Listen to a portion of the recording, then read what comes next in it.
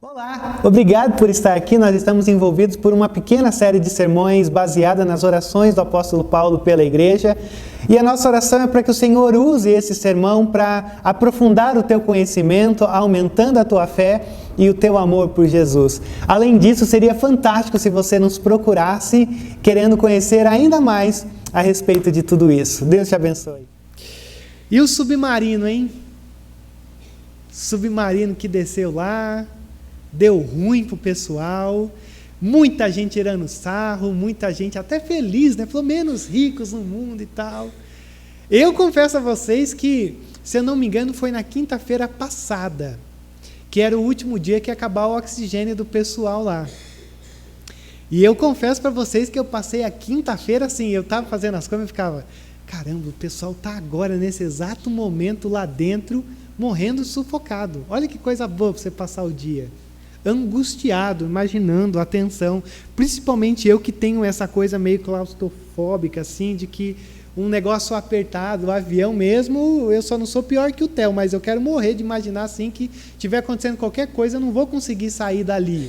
Aí imagina você descer naquela profundidade para ver o Titanic, naquela coisa toda, e aí de repente, embora tenha várias coisas aí, o pessoal está vendo se explodiu antes, né, a coisa e tal, mas o que eu queria que você percebesse é que está rolando uma outra polêmica aí eu quero saber de você. O pessoal não parou de anunciar o negócio, não. Para esse ano, eu entrei no site para dar uma olhada, para esse ano eles tinham um roteiro de pelo menos 18 expedições. E essa que aconteceu, pelo que eu estava lendo, foi a primeira, então a primeira já deu ruim. Só que quando você entra no site, você vai ver que no ano de 2021 e 2022, já tinha gente descendo lá e tem vários documentários, testemunhos, falando, pô, foi muito legal e coisa e tal. E aí eu fiquei assim, cara, será que alguém tem coragem de entrar nesse negócio hoje e falar assim, vou lá ver o Titanic? Eu sou apaixonadíssimo pelo Titanic, embora o meu amor diminuiu bastante depois que eu descobri que todo filme é mentira. Mas eu ainda acho fantástico essa coisa do Titanic, de descer, de ver, de mergulhar. Eu amo essa coisa toda. Mas o que eu fiquei interessado, eu falei, deixa eu ver quanto que é, né? Alguém sabe? Alguém viu quanto que é? Quase 1 milhão, Theo. Quase 1 milhão. Aí se você tem uma vontade muito louca, literalmente louca, você pode entrar lá, fazer um parcelamento no cartão e viajar. Só que, eles vão te treinar, eles vão te dar o lugar dentro do submarino, treinamento, você tem refeições a bordo e vai durar 8 dias. 8 dias. Um tempinho que você fica fora, aí você mergulha e tal, depois você volta, se assim for para acontecer. Agora, uma coisa que é interessante é que, assim, se você fala assim, não, eu quero ir, não está incluso o hotel. Então já vai desanimando. Não está incluso o hotel, mas também não está incluso as refeições antes de entrar na estação para você descer lá. Então é quase 1 milhão, mais hotel, mais as refeições que você vai. Você pode levar uns miojos e lá para ficar um pouquinho mais barato, coisa e tal. Só que o que me chamou mais atenção é que depois circulou alguma coisa na internet que era meio que o contrato do pessoal que ia descer lá, né? E eu não achei alguma evidência dizendo que o que a gente geralmente teve acesso é o que de fato foi. Dizendo assim, eu estou aqui para dizer que se eu morrer não tem problema nenhum, porque eu estou assinando isso. Eu vi isso circular na internet, mas eu não vi que era assim, não. Mas eu entrei num outro site, de um site chamado TMZ, que ele diz mais ou menos assim, eu até anotei que era um termo que você escreve antes de descer, que diz assim, eu, Rodrigo Fornazier Pereira, reconheço que me inscrevi voluntariamente para participar de uma operação submersível organizado pela Ocean Gate. E aí eu olhei para isso daqui e eu fiquei meio... Cara, será que alguém tem coragem ainda de assinar isso daqui, que é um negócio meio... Como voluntário? Não, mas peraí, eu gastei 1 milhão para estar aqui, como voluntário. E uma coisa meio estranha diante do histórico que aconteceu, e que agora já está saindo um pouco das coisas, nossa, mas assim, na semana passada e retrasada, a gente olhava e dizia, o que vai acontecer? Será que o pessoal está vivo ou não? E quando eu olho para isso, eu fico pensando assim, será que alguém, por mais que alguns de vocês talvez gostem de adrenalina e coisa e tal, teria coragem de fazer? Se alguém falar, ó, eu estou pagando para você ir lá, está tudo pago, é só você ter coragem. Você teria coragem de descer num negócio que tem um contrato estranho e diante do histórico do que acabou de acontecer? Não sei. Se trocar o joystick e colocar um do Super Nintendo, eu desço. Ou o Atari, que é assim, que só tem um botão, é mais ruim de dar errado. Mas veja só, tem esse detalhe muito importante também, que às vezes eu custo acreditar, porque eu fico assim, não é possível que os caras desceram lá com um controle. Mas ok. Mas eu fiquei pensando assim, por mais que às vezes a gente é meio aventureiro na vida, mas eu acho que todos nós temos uma coisa assim de que a gente precisa do mínimo de segurança para tomar e entrar em algumas coisas. Qualquer coisa, se você for pensar, a gente tem uma sensibilidade de dizer, peraí, eu preciso ter uma garantia de que eu vou ficar bem nessas expedições da vida, das escolhas, das decisões, que você vai, que a tua família vai, que a tua filha vai, porque a gente, por mais que a gente goste, a gente às vezes se envolve em algumas coisas que, é arriscado. Não, mas espera aí, eu tenho que saber que se chegar no nível máximo assim de que vai dar ruim, eu consiga sobreviver.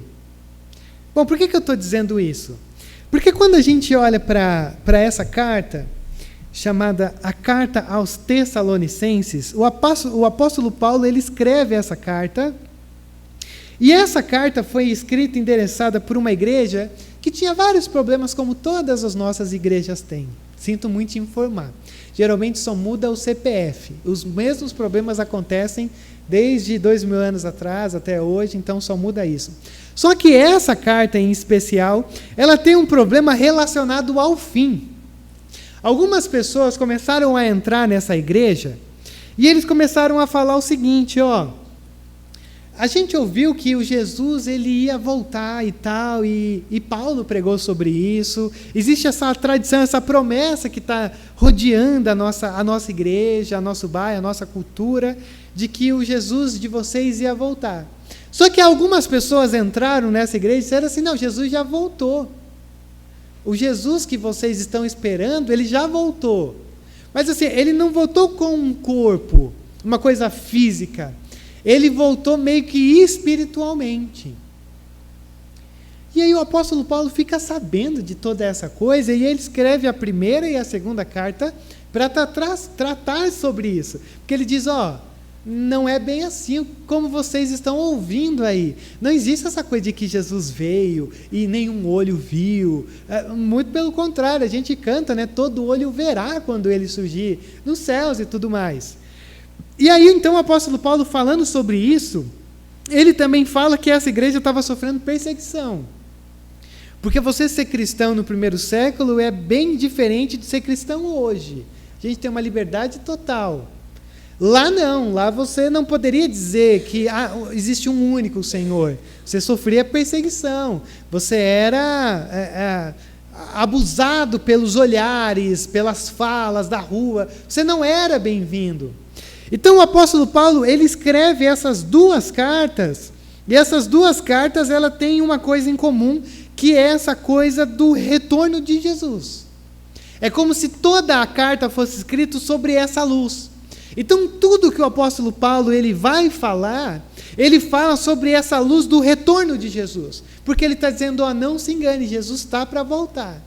E se você talvez seja um pouco desavisado, essa é uma doutrina que nós também acreditamos aqui, de que em algum momento Jesus vai voltar e aí todas as coisas terão um fim. A igreja, aqueles que aceitaram essa mensagem da graça, reinarão com ele, mas aqueles que rejeitaram essa mensagem da graça, serão ou estarão vivendo a eternidade a par dele, mas já eu vou entrar nisso aí que o nosso texto vai entrar. Então o apóstolo Paulo escreve essa carta para dizer assim, eu escrevo para vocês não se iludirem com o que está sendo dito aí, porque Jesus ainda vai voltar, só que mais do que isso, eu estou escrevendo para vocês se apegarem ainda mais a esse Jesus, para vocês ainda mais se fortalecerem como igreja, como vocês, porque assim, os tempos serão difíceis. E se você olha o capítulo 2 dessa carta, você vai ver que o capítulo 2 ele vai falar sobre aquilo que seria o anticristo. E aí você fala, Rodrigo, não entra nisso aí não. Isso daí é polêmico, e também nem precisa se preocupar com isso, que a gente tem um monte de conteúdo no YouTube que fala do chip da besta, e aquelas coisas assim e tal. Não, mas peraí, vamos com calma. O que você precisa entender, à luz da volta de Jesus e da onde nós estamos vivendo hoje, é que o apóstolo Paulo, no capítulo 2 dessa mesma carta, ele fala sobre o anticristo, aquele que vem como se fosse uma paródia de Cristo. Porque a ideia é o seguinte, Jesus Cristo ele vem como grande rei. O anticristo, ele vem como se fosse um grande rei, mas ele é um falso Cristo, um falso rei. E ao mesmo tempo em que Paulo diz, ele vai vir, depois ele diz, não, mas aliás, deixa eu deixar mais simples, ele já está atuando. Então olha só que confusão que a gente tem. A gente vive sobre a luz do retorno de Cristo, aí existe um poder do anticristo atuando no nosso mundo, e a gente vai vivendo esses dilemas da onde a gente tem basicamente 2 caminhos a serem trilhados, ou 2 supostos reis a serem adorados, o rei verdadeiro e o falso Deus. Tá, e aonde que eu vou chegar e aonde eu vou entrar nisso? O nosso texto, ele basicamente vai falar sobre 3 coisas. Ele vai falar sobre, eu vejo o quanto que a fé e o amor de vocês está sendo notado, crescendo, mesmo vocês vivendo num mundo onde há vários anticristos vivendo e toda essa apostasia em que vocês estão constantemente sendo convidados a entrar. Mas eu também olho para vocês e eu me alegro porque não apenas o amor e a fé de vocês está crescendo, mas vocês continuam caminhando nesse caminho. Vocês continuam trilhando esse caminho. Mesmo apesar de tanta dificuldade e crise que vocês estão vivendo. Mas, em último lugar, ele vai dizer, e eu entendi o porquê que vocês estão crescendo em amor e fé, e porque vocês continuam trilhando esse caminho. Porque o coração de vocês está ancorado naquela esperança da volta de Jesus. Então, deixa eu mostrar para você, eu tentar traduzir tudo isso de uma maneira mais simples, lendo com você mais uma vez aqui o verso 3, porque a primeira coisa que Paulo vai nos convidar a olhar nesse texto e perceber é que essa igreja, ela tinha braços que abraçavam. Ela tinha braços que abraçavam. E olha só, verso 3, irmãos. E já começa por aqui. Irmãos. Paulo está escrevendo para uma igreja. Paulo está escrevendo para pessoas diferentes, mas que têm um fator determinante em comum que unifica a todos. Somos diferentes, mas cremos no mesmo Deus, por isso diferentes, mas iguais. No mesmo lugar, com o mesmo foco, com a mesma esperança. Irmãos, devemos sempre dar graças a Deus por vocês. E isso é apropriado, porque a fé que vocês têm tem crescido cada vez mais, e muito aumenta o amor que de todos vocês têm uns pelos outros. E aí eu quero que você já comece a perceber comigo o quanto esse texto ele nos desafia a entender aonde ele vai nos convidar a entrar. Porque Paulo começa dizendo, eu me sinto obrigado a ser uma pessoa que agradece por vocês. Eu me sinto obrigado porque quando eu olho para a vida de vocês, eu vejo coisas que me faz sentir-me obrigado a ser grato. E aí, veja só que coisa interessante. Porque quando o apóstolo Paulo olha escreve isso daqui, a gente olha, ele diz, eu sinto muito dizer uma coisa para você, mas descontentamento não faz parte de quem nós somos. Uma vida de descontentamento, ela não condiz com aquilo que nós cremos. Ela não pertence a esse grupo de irmãos que se reúnem nesse lugar. Não, mas Rodrigo, peraí, tem um monte de coisa que eu não sou contente. Sim, tem um monte de coisa que você e eu não temos. E isso acaba gerando um descontentamento no nosso coração. Descontentamento que começa a gerar dúvidas, que a gente diz, não, peraí, Deus, por quê? Porque lá sim e aqui não. Agora, a grande questão é que, geralmente, o descontentamento, ele acontece no nosso coração, porque a gente conduz o nosso contentamento não naquilo que nós precisamos, mas naquilo que nós queremos. Existe uma grande diferença nisso. Geralmente, o nosso descontentamento ele é alimentado não por aquilo que a gente precisa, porque o próprio Jesus disse, se você tem o que vestir, se você tem o que comer, que você tem que beber, agradeça a Deus. Paulo diz a mesma coisa, tendo que comer, tendo que vestir, tendo que beber, sejamos gratos. O nosso grande problema é que, na verdade, a gente vai conduzindo o nosso contentamento, a gente vai reguando ele por aquilo que a gente precisa. E o grande problema é que a gente sempre precisa de alguma coisa. Então, se você diz, Rodrigo, eu só vou ser grato quando eu tiver isso, espera aí, tem um problema. Porque na hora que você tiver isso, você vai falar, Deus, obrigado, mas já vai surgir outra coisa. E aí você sempre vai ter um coração descontente, porque você não reconhece o que está acontecendo. E isso acaba criando muitas vezes um senso de direito em Deus sobre nós, que a gente diz, não, Deus, mas espera aí, por que o Senhor não faz isso? Por que isso foi permitido? Por que o Senhor entrou, me fez entrar por esse caminho? Por que o Senhor fechou essa porta e me colocou por esse lado, sabendo que esse lado não é o melhor que eu esperava? E aí a gente olha para esse texto e Paulo olha e diz, eu me sinto obrigado a ser grato por vocês. E aí eu já começo a perceber uma coisa. Era uma igreja que estava sendo perseguida, literalmente. Era uma igreja que estava começando a ter várias crises teológicas dentro da igreja, porque algumas pessoas entraram e começaram a ensinar esse monte de coisa estranha. Mas mesmo assim o apóstolo Paulo olha e diz, eu sou grato. Por quê? Porque gratidão não tem a ver com circunstâncias. Gratidão tem a ver com o caráter de Deus. A confiança no caráter de Deus, de quem Deus é, do que Deus faz. Porque esse é um texto que quando você olha, você vê Paulo direcionando a sua gratidão a Deus. Santo Agostinho, ele tem uma frase que ele diz assim, Senhor, tudo de bom que há em mim é do Senhor, o resto é meu. E eu acho essa frase maravilhosa. Tudo de bom que há em mim, Senhor, é porque o Senhor me deu. Agora o que tem de ruim, você pode ter certeza que sou eu.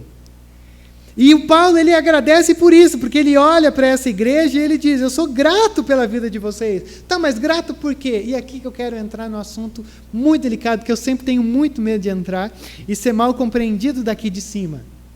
Mas eu queria que você percebesse o quão profundo é a gratidão do apóstolo Paulo pela igreja.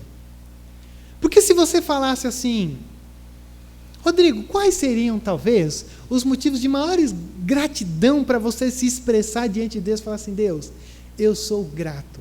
Cara, grande parte das vezes a gente poderia dizer, quando os negócios estão bem, e os negócios bem, a fatura de cartão do crédito não vai precisar ficar um restinho para o mês que vem, e aí vai triplicar o negócio. A saúde, Deus, o Senhor dê saúde para mim, para a Tuane, para a Elisa, guarda ela lá na escolinha de machucar, de tombo. Senhor, olha, eu quero te pedir também, o carro, Deus, o carro está meio velho já, dá para... Ou surgir Deus, obrigado pela oportunidade. Geralmente, a gente vai colocando a nossa gratidão por coisas assim. E aí que está o problema. Rodrigo, é errado? Não. Errado é não orar. Que existe uma frase muito famosa que diz assim, a oração errada é aquela que não é feita. Todas as orações, elas estão certas. Graças a Deus, primeiro, porque o Espírito Santo que ele formula a nossa oração para chegar melhor em Deus, conforme Paulo fala lá no capítulo 8 de Romanos.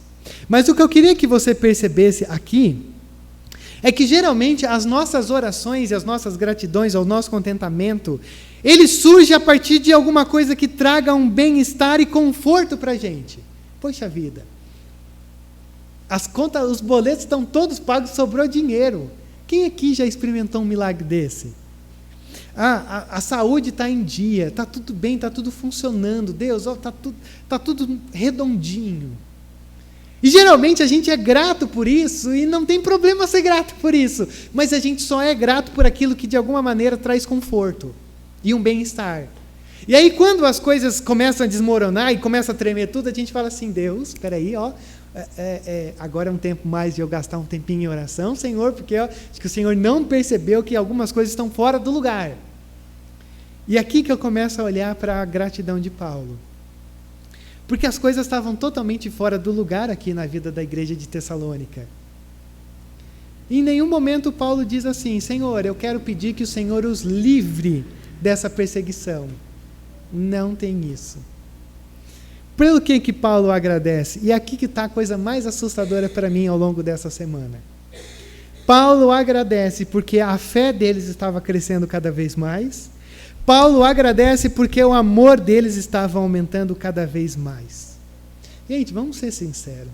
Algum momento da sua vida, você já se ajoelhou diante do Senhor, orou, deitado no travesseiro, aonde quer que você esteja, você fala assim: Pai, eu quero te agradecer, Deus. Eu quero te agradecer porque a minha fé está maior do que antes. Deus, eu quero te agradecer porque o meu amor pelos outros está maior do que ontem. Gente, eu vou ser sincero com vocês, eu acho que eu nunca vi um negócio desse. Eu nunca vi numa reunião de oração nossa, num tempo de oração aí, a gente orar uns pelos outros e a gente orar dizendo assim: ó, queria agradecer porque assim, eu estou amando mais, eu tenho mais fé. Na verdade, se alguém dissesse isso, fala: tá se achando um pouco, hein? Está se achando um pouquinho além do que é.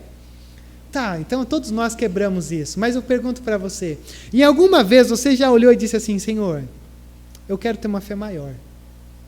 Quando você pega a sua lista de oração, que às vezes está escrita, às vezes digitada, ou às vezes no teu coração, tá lá: Senhor, que nessa metade do ano para frente eu tenho uma fé maior, um amor maior. Gente, vamos ser sinceros, geralmente a gente nem sabia que poderia pedir por isso. Muito menos agradecer por isso. Por isso que eu olho para isso aqui, eu acho profundamente estranho o Paulo dizer: nós devemos ser gratos por uma fé e por um amor que cada vez se eleva mais e mais. Sem contar que lá na primeira carta, no capítulo 3, ele orou por isso. Ele disse: Pai, eu quero orar por essa igreja, para que o amor e a fé deles cresça cada vez mais. Só que por que a gente tem dificuldade de orar por fé e por amor? Eu vou tentar ser muito simples isso aqui para dizer que o grande problema é que a gente não tem esse costume de orar para que a nossa fé aumente, o nosso amor aumente, porque a fé, ela envolve a minha dependência de Deus. E o amor envolve o meu serviço ao próximo. Então, numa cultura onde a gente sempre quer orar pelo nosso bem-estar, é difícil a gente orar para dizer assim: Pai, que eu confie mais no Senhor. Pai, que eu sirva mais os meus irmãos. Rodrigo, você não está sabendo, a minha agenda é cheia. Eu não tenho tempo nem para mim. Como é que eu vou orar para amar uns aos outros e me dedicar ao outro? Como é que eu posso orar de depender de Deus numa era onde eu tento tomar conta de todas as coisas que eu tenho e que eu quero fazer e que eu planejo? E a gente às vezes sabe, se você for muito sincero comigo, que às vezes Deus ele vira o nosso mundo de cabeça para baixo, tanto que às vezes a gente até fala assim: não, essa parte eu nem vou colocar diante de Deus, porque vai que Deus fala assim: opa, estou vendo o que você está fazendo, deixa eu virar aqui para te mostrar algumas coisas que você não vai ver, caso as coisas fluam. Então consegue ver que o grande problema nosso aqui é que a gente só é grato por aquilo que a gente valoriza. Então a gente valoriza a saúde, a gente valoriza bem-estar. Não é errado, eu volto a dizer e repetir isso para você, mas o Paulo ele diz: vamos aprofundar um pouquinho mais? Vamos se aprofundar um pouquinho mais e entender assim que os teus braços, eles estão aí para abraçar. Você não está aí à toa só para se sentir abraçado. Você está aí para crescer em Deus, você está aí para crescer em próximo, você está aí para experimentar essas coisas que vão te dando um pouquinho mais de gosto nessa vida cristã. Porque às vezes a gente vai trabalhando na igreja e a gente vai vendo que as pessoas às vezes parecem pensar que a gente é curandeiro. Que a gente tem um negócio assim que se o pastor orar, se colocar lá no pessoal da quarta-feira orar. E a gente vai orar. Mas vamos um pouquinho mais além. Para mim, Paulo está convidando a gente a ter umas orações mais profundas. Para a gente ter uma vida um pouquinho, só um pouquinho assim, tá? Só um pouquinho mais profunda.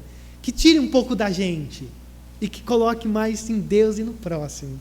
Porque essa é a verdadeira espiritualidade cristã.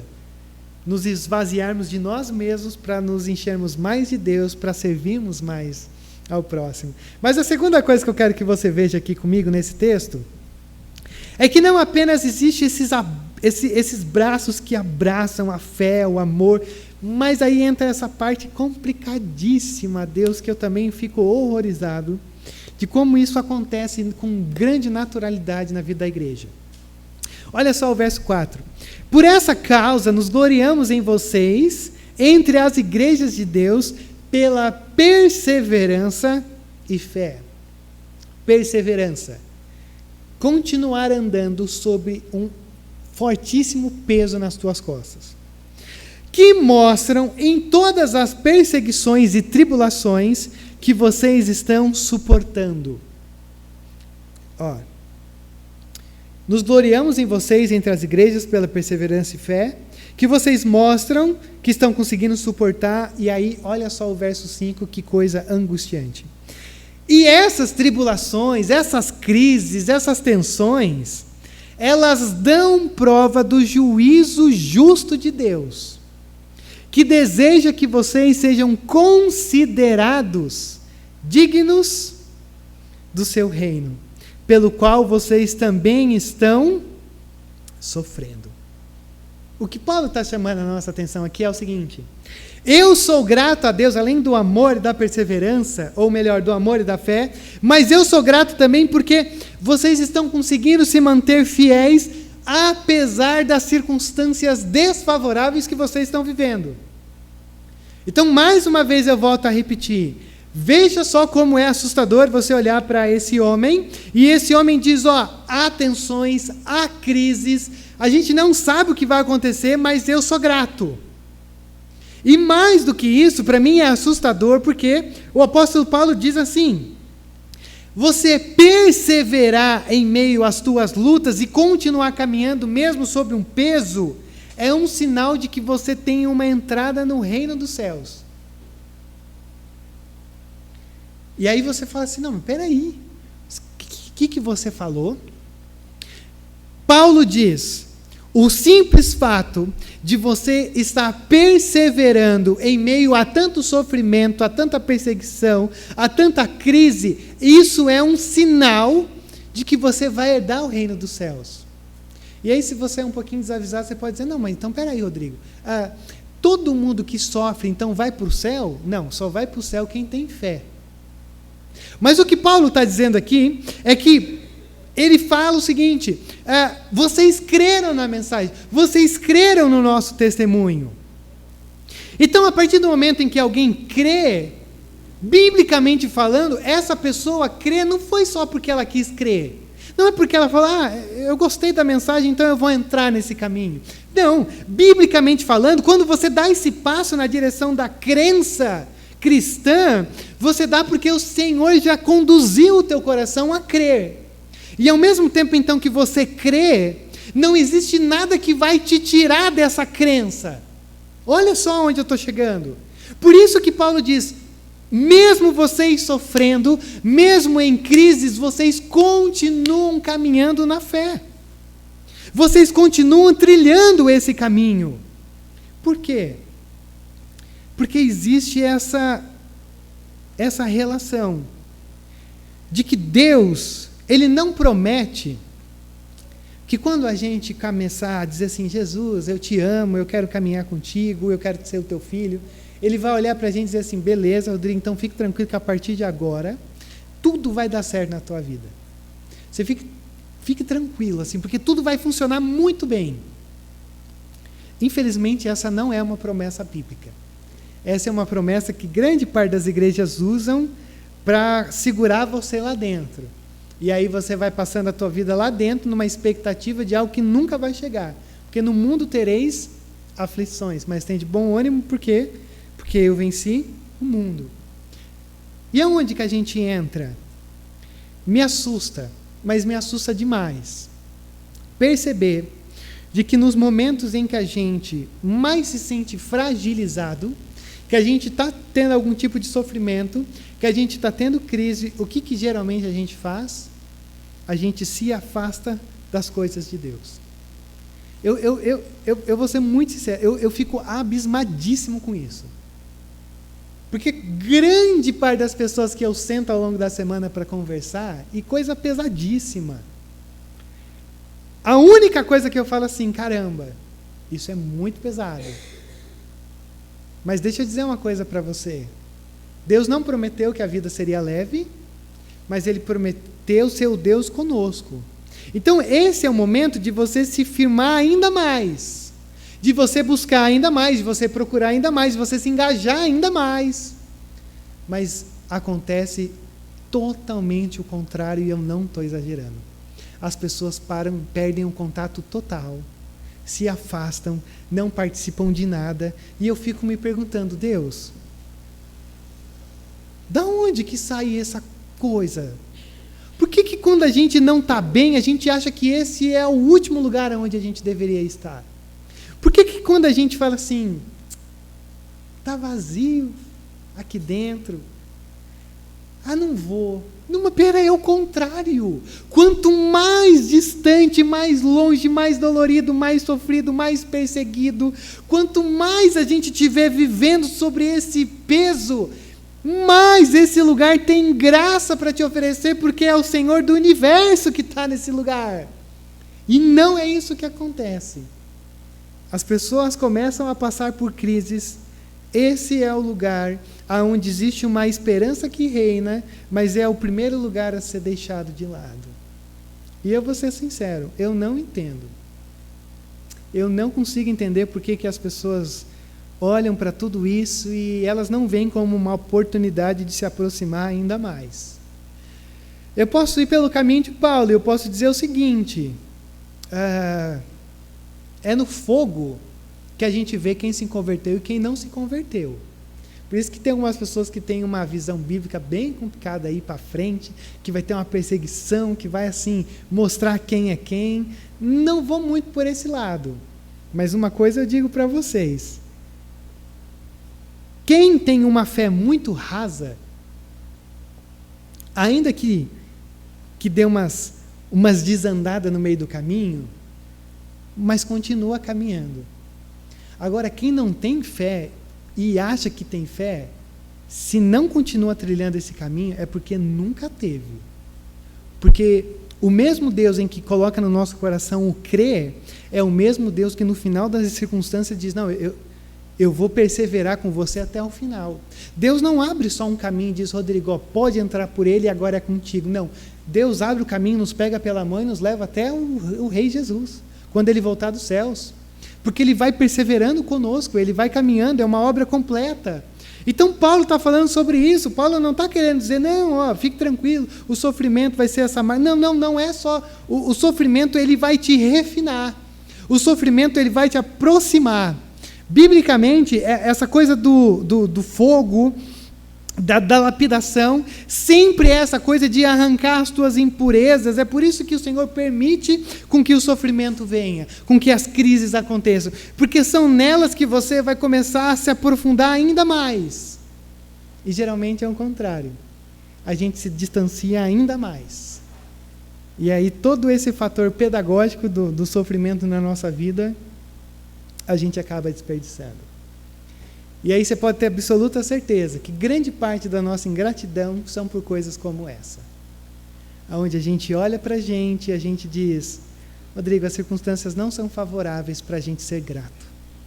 E aí eu tenho que te lembrar que as circunstâncias nunca serão gratas para você ser uma pessoa agradecida. As circunstâncias sempre vão ser complexas. Às vezes mais, às vezes menos. Mas nunca vai ser favorável o suficiente para você dizer, agora sim eu posso ser grato. Não, é um exercício chamado perseverança. Porque eles ainda continuavam trilhando esse caminho, mesmo vivendo em crise. Então essa é a segunda coisa que Paulo fala e ora, dizendo, não abandone esse caminho, porque esse é o caminho da vida.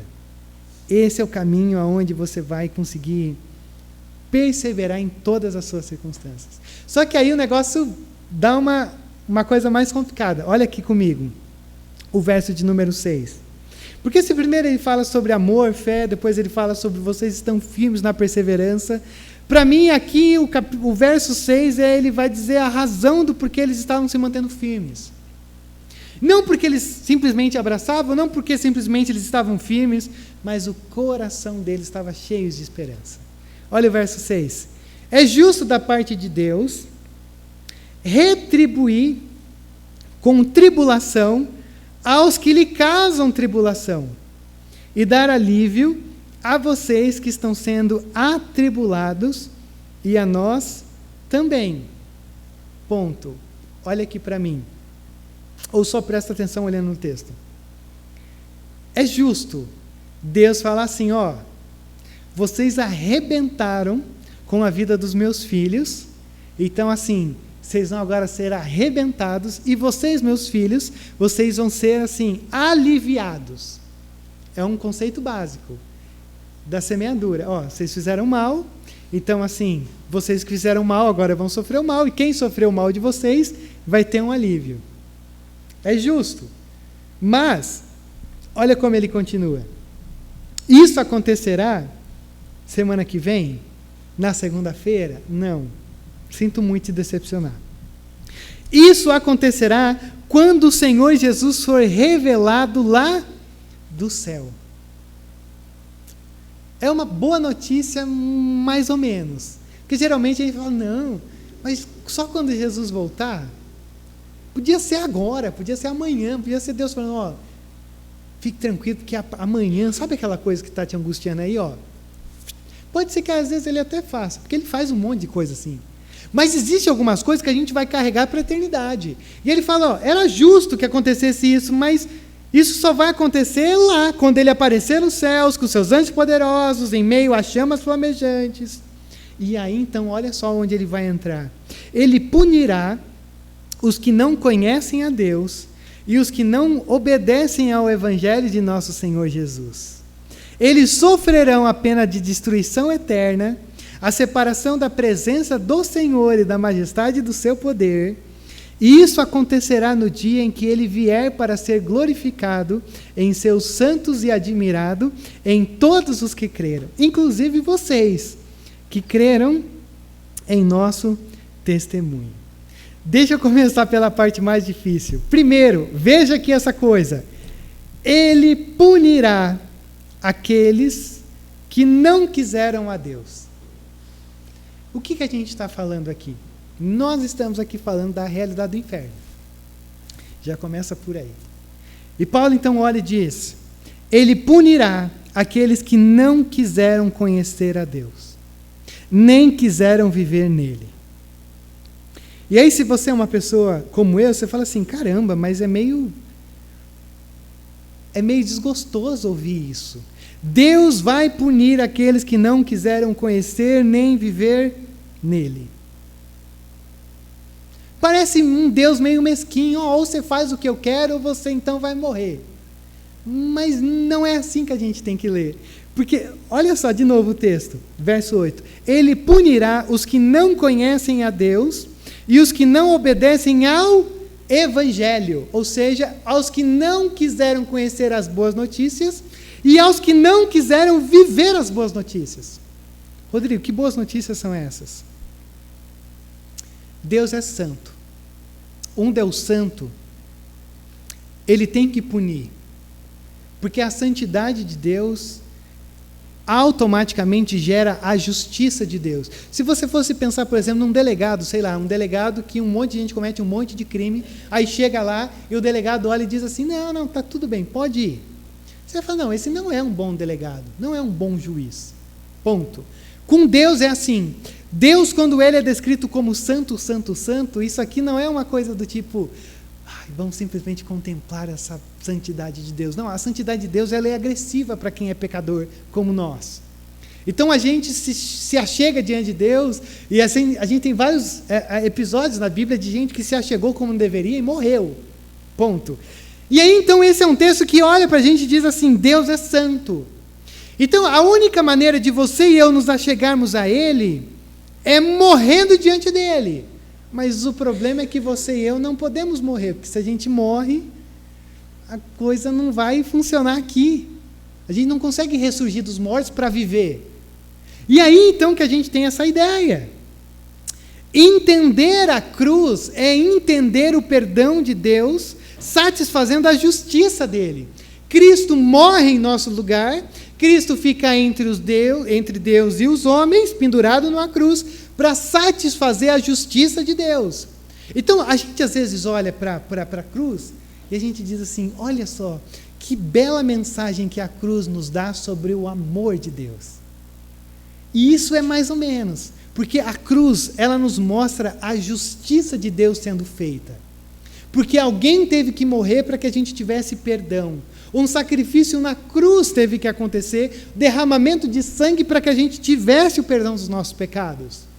E aí que a gente olha para esse texto, e esse é um texto que diz assim, todos aqueles que olham para a cruz e não simplesmente diz assim, caia sobre mim esse sangue do perdão, simplesmente rejeitaram a mensagem de graça de Deus. Então, já que eles rejeitaram a mensagem da graça de Deus, eles vão ter o que querem. A separação, veja como o texto é enfático, em dizer no verso 9, eles sofrerão a pena de destruição eterna. Tá, que destruição é essa? A separação da presença do Senhor e da majestade do seu poder.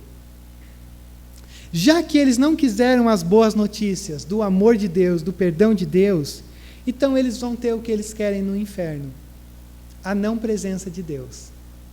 Então o inferno não é aquela coisa assim, de lagos de fogo, enxofre.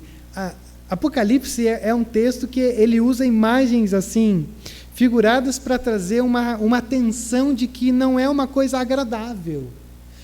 Mas a coisa maior do inferno não é esse lugar simplesmente de um sofrimento eterno.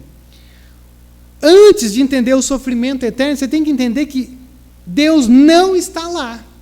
Então, o simples fato de Deus não estar lá, não existe uma gota de bondade, não existe uma gota de amor, não existe uma gota de compaixão, não existe uma gota de paz.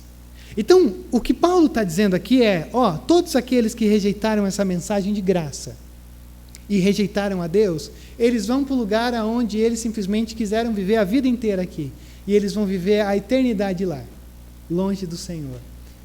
E o que me assusta mais ainda é perceber que quando você vai lendo os textos que falam sobre essas coisas, os textos nunca falam que aquelas pessoas que estão no inferno se arrependeram de seus pecados. O C.S. Lewis diz que os ímpios, os condenados ao inferno, eles são bem-sucedidos porque eles trancaram a porta pelo lado de dentro. Ou seja, eles vão viver a vida inteira, ou a eternidade inteira, condenados, mas nunca reconhecendo o quanto Deus é gracioso e amoroso, e que tinha o perdão da cruz. Então é isso que Paulo diz. Eles simplesmente vão para onde eles sempre quiseram viver, longe do Senhor. Então, se você tem dúvida sobre o inferno só é o inferno porque o Senhor não está lá. Mas não pense que é Satanás o senhor do inferno. Satanás também é só mais um que vai sofrer as consequências do inferno eterno. O Senhor ainda é o Senhor soberano. Mas lá é esse lugar onde ele fala assim, deixa esse lugar para o esquecimento de qualquer graça que pode vir da minha parte. Então, consegue ver aonde a gente entra? Paulo, então, no verso 11, vai fazer a oração. E a nossa série é uma série sobre a oração, orando com o apóstolo Paulo. E aí, diante de tudo isso, olha só, conscientes disso, oramos constantemente por vocês, para que o nosso Deus os faça dignos da vocação e com poder cumpra todo o bom propósito e toda a obra que procede da fé. Qual que é a oração de Paulo? Senhor, no meio de toda essa coisa, eu oro para que o Senhor invada o coração dessas pessoas, para que elas experimentem ser quem elas devem ser, para que elas trilhem um caminho que elas têm que trilhar. Senhor, a minha oração é para que elas se fundamentem e elas trilhem um caminho que tem que ser trilhado.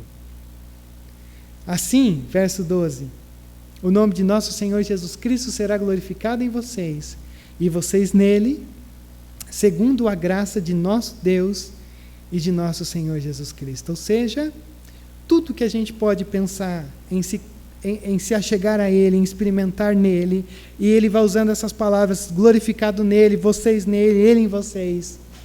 Não é só para a gente sair daqui dizendo, Rodrigo, eu vou melhorar. Não é sobre isso. Esse é um texto para olhar para a gente e dizer: Senhor, que o Senhor inunde o meu coração de uma maneira ainda mais profunda, tão intensa, que eu passe a viver a minha vida sempre sob a perspectiva de que a qualquer momento o Senhor vai voltar para a minha vida. E aí eu devo dizer para você uma coisa. Quando Paulo escreve essa carta para essa igreja, ele falou, vivam sobre essa dinâmica, de que a qualquer momento o Senhor vai voltar. Mas, ao mesmo tempo, a gente sabe, por estarmos aqui hoje, que Jesus ainda não voltou. Mas Jesus voltou para eles, porque não tem nenhum deles vivo para dar o testemunho. E aí eu quero convidar você para olhar para tudo isso, e principalmente para a tua vida nesse momento, e fazer essa pergunta: para onde você está olhando? Para que direção você está olhando? O Paulo escreve num contexto onde a apostasia já estava andando pelas ruas. E a força dessa paródia de Cristo chamado Anticristo já estava atuando. E ele é rapidinho, ele é bom em inundar os nossos olhares. Ele é bom em nos desviar desse caminho. E aí eu pergunto para você: em que direção você está olhando? Rodrigo, eu não sei, sinceramente eu não sei. Você está conseguindo perseverar?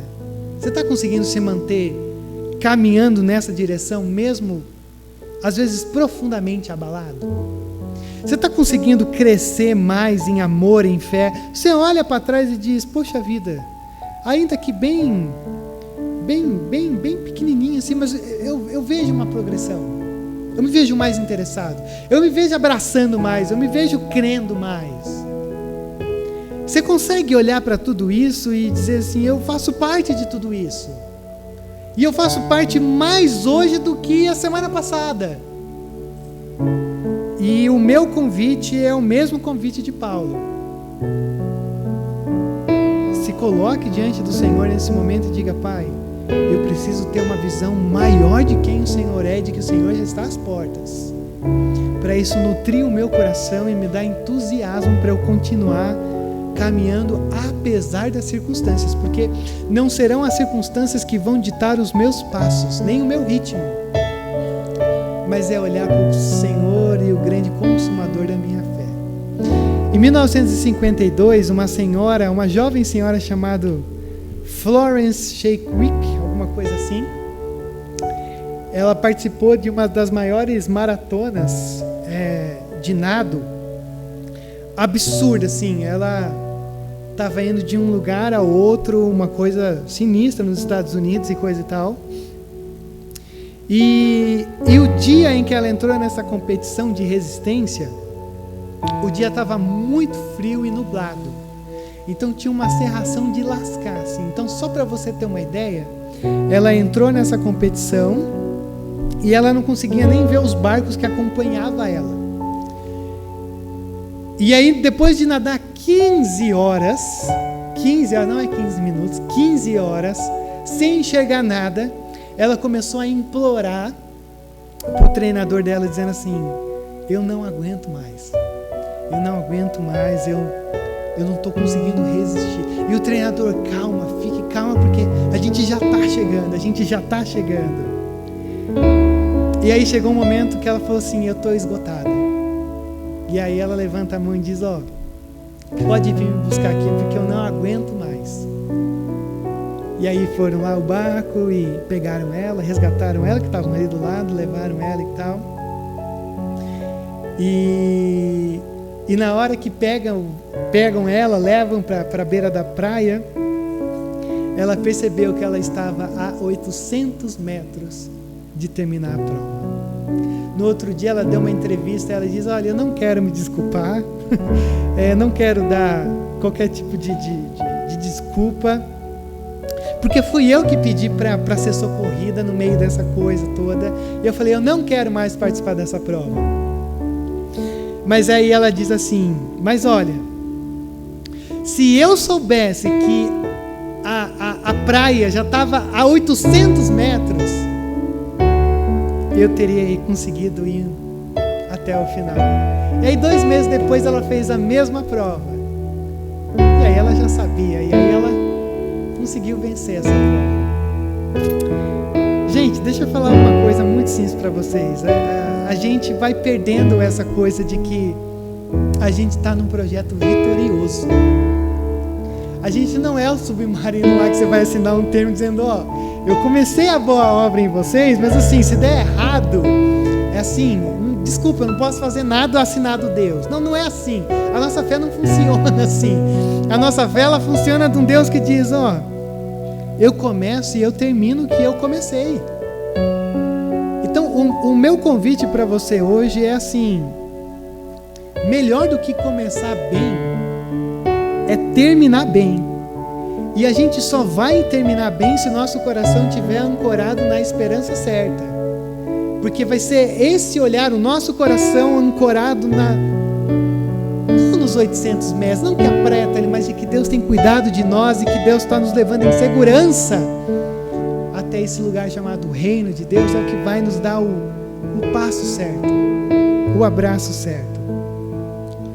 Então esse é o meu convite para você direcionar o teu olhar para aquilo que vai te fazer continuar indo, apesar do frio, apesar dessa coisa nublada chamada vida.